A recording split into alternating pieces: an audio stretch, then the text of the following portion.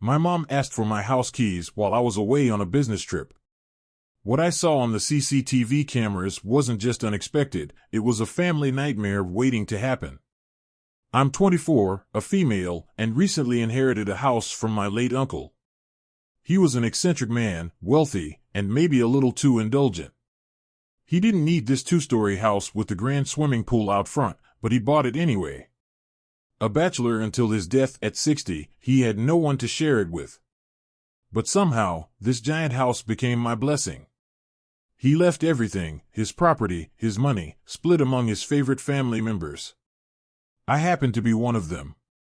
I inherited $75,000 and this enormous house, while others fought over his other assets.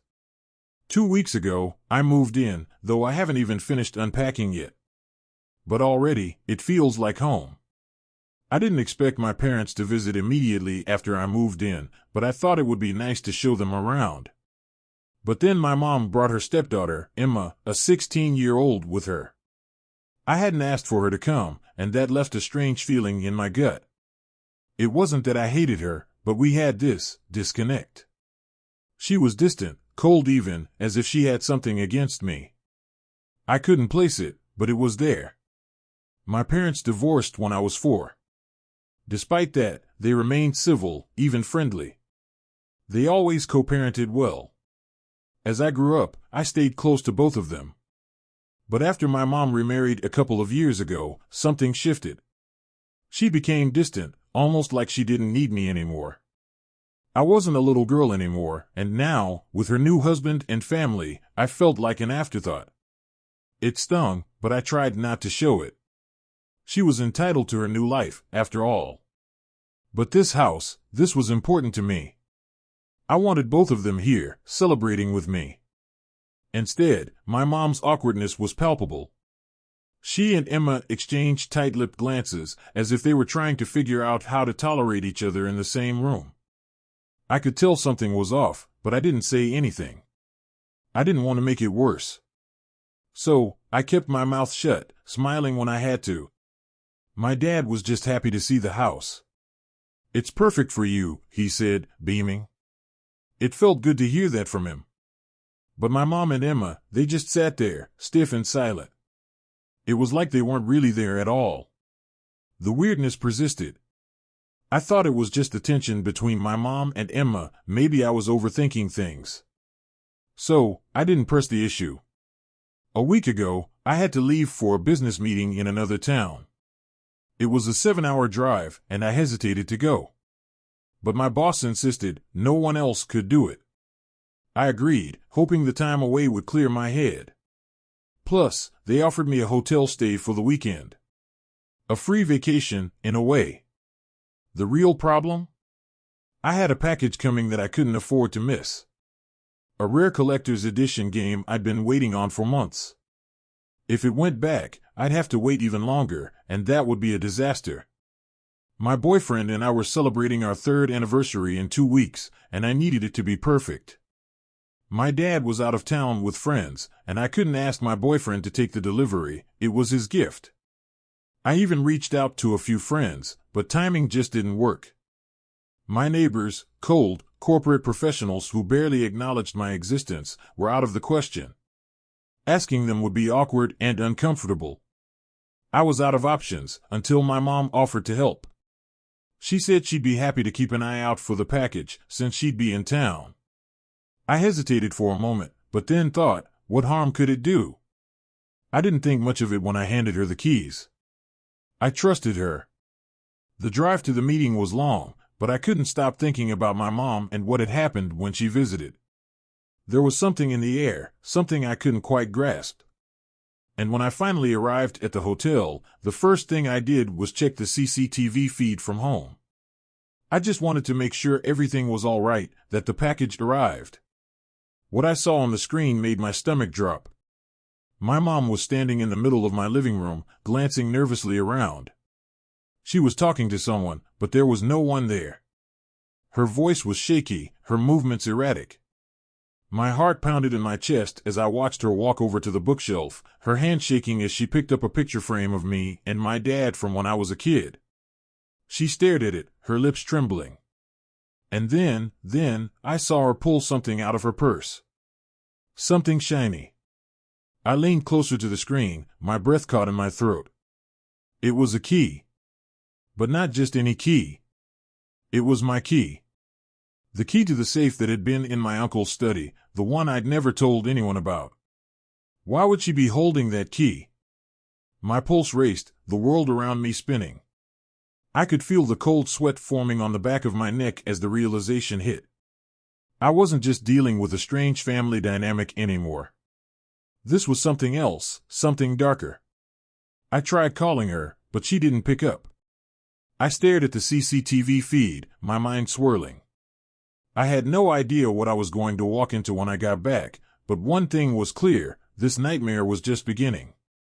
The moment I handed my mom the keys, everything felt off. It wasn't just the awkwardness between us, it was deeper, something unspoken hanging in the air. She'd been acting strange for months now, like she was a stranger in my life, and her request, though seemingly innocent, felt like another push away. But what could I do? I needed to leave for my business trip, and the package, my boyfriend's anniversary gift, was due to arrive that same weekend. I didn't want to risk it, so I agreed. After all, it was just one day. What could possibly go wrong? I was already on the road when my boss called to tell me the meeting was off. I could have screamed. 7 hours of driving for nothing, but the silver lining was that I could relax at the hotel spa. That was, until I decided to check on the new CCTV cameras I had installed. As soon as I saw the footage, my stomach churned. There were kids. So many kids. Dozens, no, hundreds of teenagers flooding my house. They were everywhere. In the living room, the kitchen, my uncle's old study, even the bedrooms. It was like a scene out of a bad movie. I froze, staring at the screen, unsure of what I was seeing. What the hell was going on? I told myself to stay calm, but the air around me felt thick with tension as I slammed the brakes and turned the car around. The drive back seemed endless, but the gnawing sense of dread in my chest kept me alert. What was I going to find? What had my mother done? By the time I pulled up to my house, the sun had dipped behind the horizon, and the bass from the party rattled my windows a block away. Teenagers spilled out onto the yard, beer cans in hand, music blasting so loud it could probably be heard across town. It was chaos. I stepped out of the car, my heart pounding, and instantly the stench hit me. Beer. Sweat. Cheap cologne. It was as if every bad decision I'd ever made had come alive and was swarming my front yard. I didn't know if I wanted to laugh or scream, so I did neither and just pushed through the throng of teenagers, trying my best to dodge bodies swaying to the thumping music. Get out of my way, I muttered under my breath. The crowd parted like the Red Sea, but the looks I got as I made my way inside were unsettling. They knew who I was. My stepsister's awkward presence had probably been their signal that the house was now open for business. Finally, I found her. Of course, it was in the most secluded room, the one on the second floor, tucked away from any form of adult supervision. She sat there, completely at ease, feet propped up on one of my pillows, a beer in hand, surrounded by a couple of her friends. When she saw me standing in the doorway, she didn't flinch. She didn't even acknowledge me at first, as if I wasn't the one who actually lived here. The nerve. I couldn't hold back anymore. My fingers clenched into fists as I walked over, grabbed her arm, and yanked her to her feet. You and your friends need to get out. Now. Her eyes widened, but only for a split second. Then, the attitude kicked in. My mom said we could have the house for the day. You don't have a right to kick us out, she slurred, her words thick with the kind of arrogance only a teenager could muster. I wanted to scream. Instead, I took a deep breath. Your mom doesn't live here. I do. This house is mine, and I have the paperwork to prove it. My voice was low but edged with authority. For a moment, her confidence wavered, and I could see the wheels turning in her brain. But then, one of her friends, probably more sober than the rest, shifted uncomfortably and muttered, "Maybe we should go." I didn't give them the satisfaction of seeing me relieved. You're damn right you should, I snapped. I don't care if your mom gave you permission. This ends now, or I'll call the cops. And if I don't, trust me, one of my neighbors will. The look on their faces shifted from defiance to panic as the reality of the situation set in. It wasn't just the cops they feared, it was the idea of their parents finding out about the party they didn't even bother to get permission for. They'd been careless, and now they were about to pay the price. A few of them hesitated, casting quick glances at each other. Then, like a flock of startled birds, they began to scatter, some stumbling over each other in their rush to escape the looming threat. My stepsister, though, stayed seated, still defiant, but I wasn't about to let her get away with this. You too, I said, glaring at her. Don't make me call your mother. You don't want to see what happens next. Her face flushed red with anger and embarrassment. But she finally stood, muttering something under her breath about how I was ruining her fun, but at least she left. As the last of them shuffled out the door, I sank into the couch, exhausted. My hands were shaking, and my heart was still racing. The adrenaline was fading, but the bitter taste of betrayal lingered. My mother. I couldn't believe she'd let this happen, let her daughter throw a party in my house without even asking. And now, as I stared at the chaos left behind, broken beer bottles, torn-up pillows, and the echo of music still buzzing in my ears, I realized this was just the beginning. This wasn't the first time my mother had let me down, but it was the loudest. And the hardest to forgive. I just didn't know how to move forward from here. The aftermath of that night hit me like a freight train, adrenaline, anger, disbelief, everything crashing together in a tidal wave of frustration. The house was still thick with the remnants of the chaos, the stale smell of cheap beer clung to the furniture, and the floor was sticky with who knows what. I could hear the hum of the refrigerator, a constant reminder of how the peace I'd built had been shattered. I tried to make sense of it all, but it was hard. How had it all gotten so out of hand? My heart was still pounding in my chest as I dialed my mother's number. I wasn't sure what I expected, but certainly not what came next. When she picked up, her voice was a strange blend of calm and icy, like she'd already prepared herself for a confrontation. Mom, we need to talk, I said, trying to keep my voice steady, though the words were thick in my throat. What is it now? She responded flatly, like she didn't even care that her daughter had just been forced to deal with an uninvited horde of teenagers turning my house into a battleground. I could almost picture her rolling her eyes. I didn't hold back. Do you have any idea what happened here today? My voice was sharp, cutting through the tension. You let your stepdaughter turn my house into a full-blown high school rager. And I had to kick out a room full of underage kids, drinking, making noise, trashing the place. Without a single word of consent from me. There was a long pause on the other end. I could almost hear her breathing, slow and deliberate, as if calculating her response. You're overreacting, she finally said.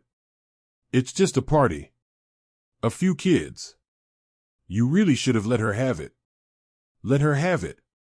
Let her destroy my house. My voice trembled with anger, the walls of my patience cracking. She didn't even ask me. She didn't even care that I was gone. And you lied to me. You said it was just a book club meeting.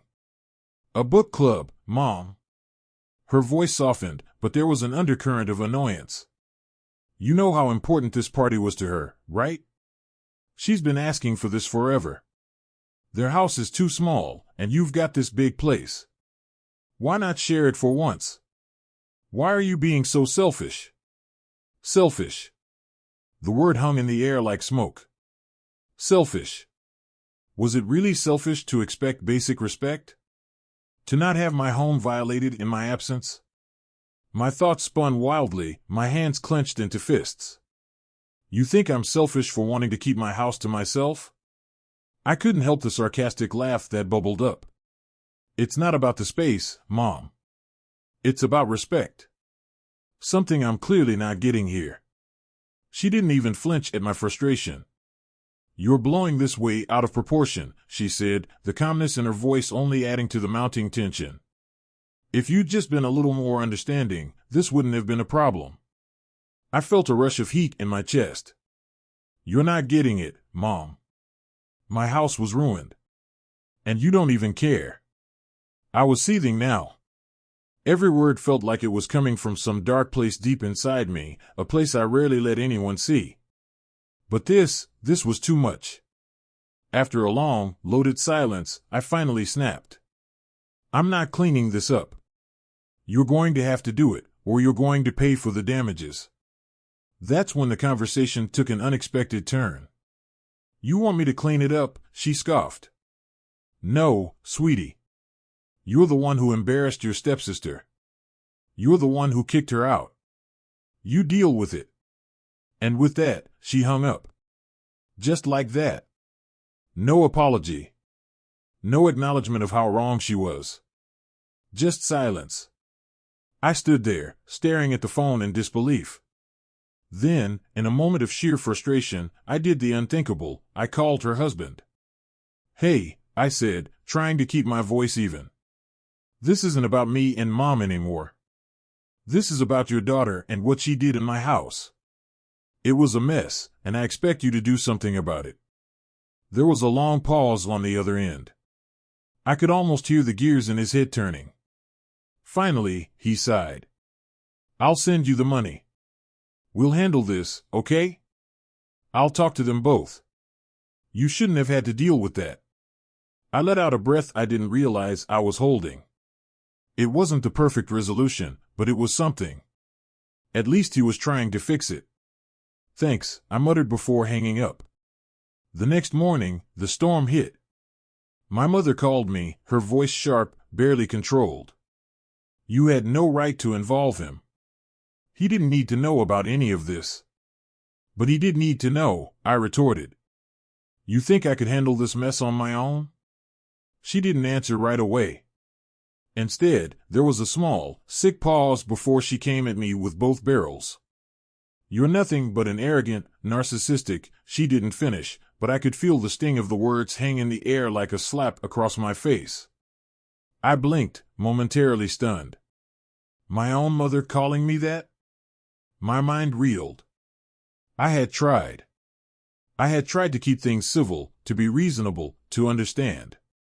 But this was betrayal. I don't even know why I bother with you anymore, she added, her voice shaking with anger. You don't care about anyone but yourself.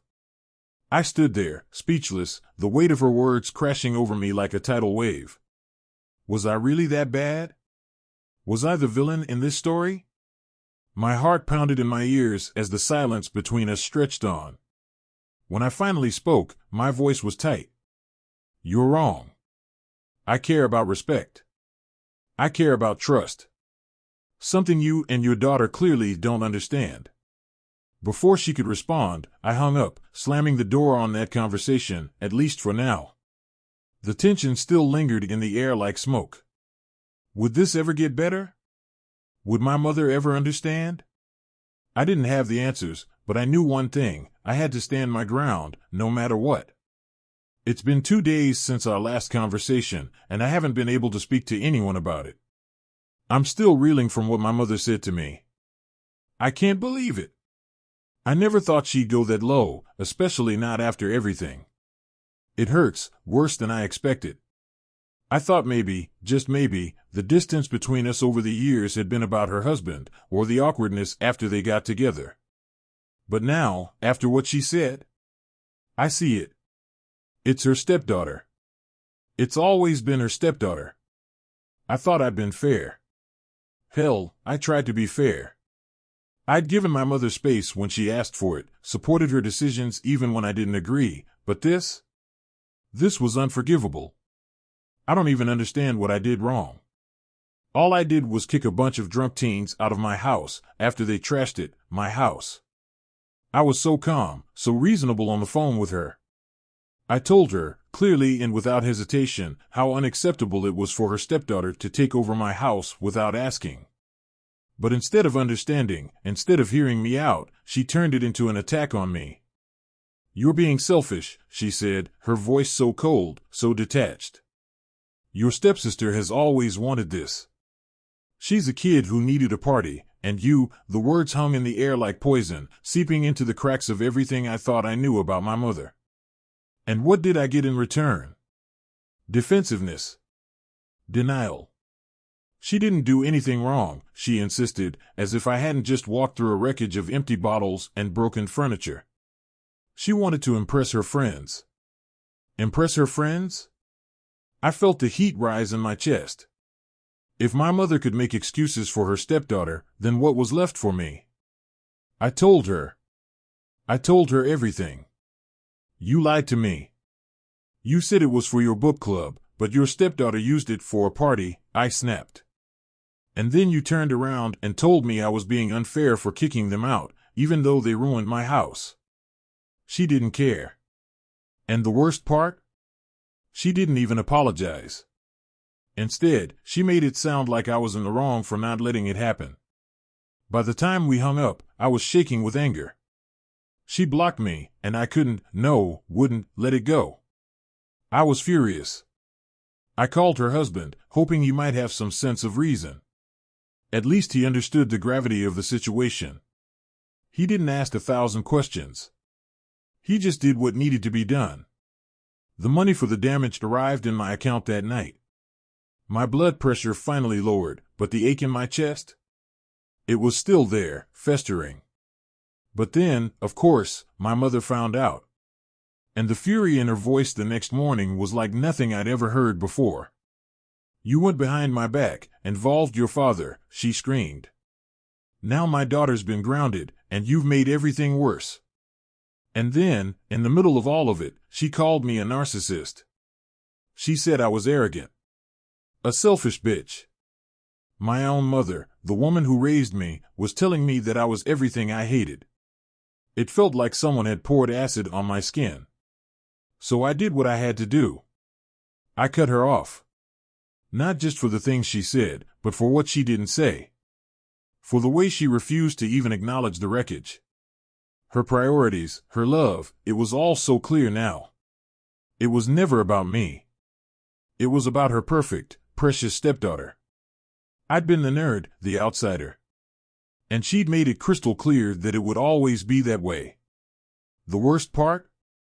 She didn't even seem to notice when she stepped on my heart. So, I moved on. I thought, maybe I could salvage something for Christmas, but no. I won't. It's done. That part of my life? Gone. I haven't told my dad yet, but I'm not sure I can even face him. It's hard to look anyone in the eye when they all think you're the problem. But there's more. A few days later, I told my boyfriend. I needed someone to talk to, someone who wouldn't judge. And thank God for him. He didn't ask questions, didn't prod. He just held me. In his silence, I found comfort. I also told my dad. And the conversation took a strange turn. He explained something that shifted everything for me. Apparently, her stepdaughter was a mini version of her. It was like she saw herself in her, youth, beauty, and charm, everything my mother was when she was young. And me? I was the nerd. The one who didn't fit the mold. That hurt, but it also made sense. I'd always felt like I was competing with a ghost from her past. She was drawn to her stepdaughter because of the reflection. It had never been about me. It had always been about her. Dad's support was a lifeline. He blocked her too. Said he couldn't stand by and watch his daughter be treated like this. It didn't make everything better, but at least it felt like I wasn't alone in this. Now, the story takes a turn, one I didn't expect. My boyfriend surprised me on our 3rd anniversary with a huge celebration. I was expecting a quiet night at home, just the two of us. Instead, he'd planned a party that, for once, was about me. And in the middle of all the surprise, there was a ring. The one thing I didn't expect. I'm not going to lie, it was overwhelming. But in the best possible way. As for my mother? Well, she refused to come. She'd been invited, of course, but she declined, making it clear, in no uncertain terms, that I was no daughter of hers. So be it. I'm done with her. The day I've been waiting for, the day she would finally make it clear where I stood, has come and gone. And I'm okay. Because I don't need her. I've got my dad, my fiancé, my friends, my real family. And that's more than enough. And you know what? I'm finally starting to believe that. The pain from my mom's rejection is still there, but it's not as sharp anymore. It's just part of the story now. I've learned who really cares about me. I've learned that my worth doesn't come from her approval or anyone else's. I'm making my own choices, building my own family, and for the first time in a long time, I'm proud of where I'm headed. So, this Christmas, I'll be celebrating with the people who matter, the ones who've shown up for me through the mess. And as for my mother? Well, if she ever comes around, that's her choice. But I'm not holding my breath. I've got everything I need right here, by my side, in my heart. And that's the only thing that matters now. The rest? It's just noise.